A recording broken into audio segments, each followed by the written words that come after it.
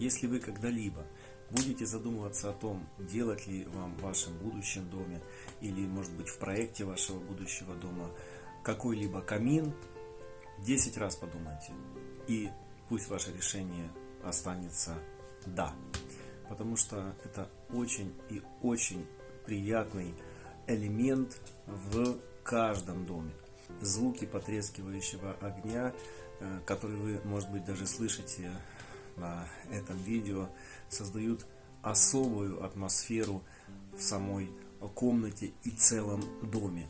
Тепло, которое он издает, тоже неповторимо, и ни один обогреватель не сделает и не даст вам такого глубокого и мягкого тепла.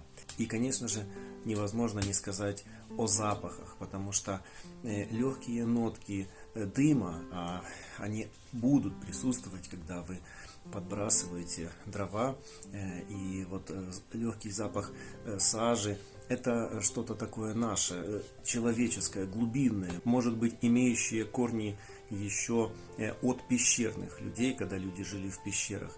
Это приятно. Даже сами дрова, которые лежат здесь рядом, они тоже дают некий запах древесины. Все это создает необыкновенную атмосферу комфорта и уюта в помещении, в доме, в котором будет находиться вот такой, пусть даже и неполноценный, потому что это, можно сказать, такой мобильный камин, который можно поставить даже в мобильном домике, в котором я, собственно, сейчас и нахожусь. Рекомендую. Очень классная штука, очень приятная. И если вы думаете о том, чтобы такое у себя поставить, ставьте, не пожалеете.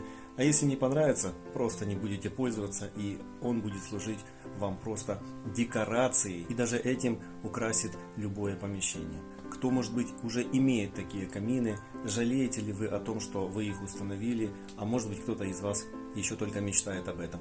Очень буду рад услышать ваше мнение, ну и до встречи в новых видео.